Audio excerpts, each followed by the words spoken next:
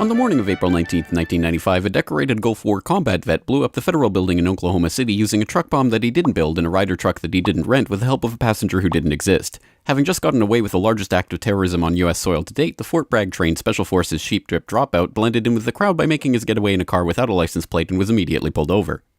The ATF was the supposed target of the attack, but luckily all of their agents were out of the office that morning. Later that day, the president boldly declared, "We will find the people who did this. And when we do, justice will be swift, certain, and severe." Except for John Doe number 2. John Doe number 2. John Doe number 2. Who, according to the FBI, never existed. In McVeigh's unprecedented 3.5-week trial, the prosecution didn't show the CCTV footage of him and John Doe number 2 parking the Ryder truck. Didn't explain why 24 separate witnesses mass hallucinated the existence of John Doe number 2. Didn't explain why the government was testing truck bombs and the Army was storing Ryder trucks at Camp Gruber right before the bombing, and didn't talk to the FBI informants who blew the whistle on the plot. But they did collaborate with the CIA, and they did convict McVeigh as the lone wolf bomber and Terry Nichols as his bomb-constructing accomplice. Still, a bunch of crazy conspiracy theorists, including 300 bombing victims, insist on talking about facts and evidence and refuse to simply believe what they've been told a million times by people in tailored suits with well-coiffed hair. They quote the U.S. Army Brigadier General and the FBI crime lab whistleblower and the inventor of the neutron bomb who point out the physical impossibility that the Ryder truck bomb did the damage to the building, but that doesn't matter because if there were other bombs in the building that day, we would have heard about them. The second explosive was found and defused. I think he said another bomb. The Justice Department is reporting that a second explosive device has been found. They then found a third device, which was also larger than the first. And I see another bomb truck going, so apparently they're going to try to get out that third bomb. The FBI claims to have lost the footage showing McVeigh and John Doe number 2 parking the truck in front of the Murrah building that morning, but that's understandable because the Bureau has a lot of important evidence to store. Terry Nichols insists the FBI was involved in the plot, but thankfully a judge has saved us the trouble of listening to him by preventing lawyers from deposing him.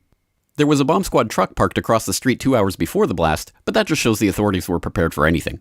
And other documents obtained by 2020 show that someone called the Executive Secretariat's office at the Justice Department in Washington and said the Murrah building had been bombed. But this was 24 minutes before the blast. But that just shows the public was unusually vigilant that morning. Also, apparently, before the bombing, Governor Frank Keating's brother, Mark, had been working on a novel about a terrorist bombing in Oklahoma City. Stranger still, one of the characters in the novel was named Thomas McVeigh. But that's probably just a coincidence. McVeigh wrote a letter to his sister where he admitted to being a secret Special Forces operative, and he complained to friends of the pain in his ass from an Army-implanted microchip, but that's crazy because if he didn't actually leave the Army in 1991, there would be proof of that.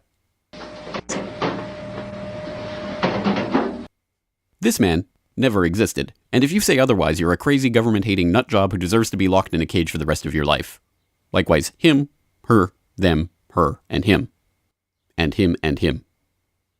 McVeigh was not executed on May 16, 2001 as scheduled because the FBI had failed to turn over thousands of pages of evidence to McVeigh's defense attorneys. But the execution went ahead on June 11th. In a highly unusual and secret agreement, no autopsy was performed. One witness said he was still breathing, and the prison officials admitted his hearse was a decoy. Then, the case was officially closed. This is the story of OKC as told to you by the same truth-tellers behind perhaps a profoundly lonely man who craved attention but found consolation in doing good. And the helicopter we were traveling in was forced down after being hit by an RPG. And we're with the rebels. And he said, "Oh, you're with the rebels?" And they started beating him. "Oh, you're with the rebels? Don't you support Bashar?" And if you question any part of this story, you are a paranoid wingnut birther, truther, tenther, prepper conspiracy loon who should feel guilty for having been born. If you love baseball, fluffy kittens, hot dogs, Barbie, Star Wars, and freedom, you will never ever bring up any of these points ever again. Ever. This message has been brought to you by the friends of the FBI, ATF, DOJ, CIA, SPLC, MSM, and the US Army. And remember, ignorance is strength.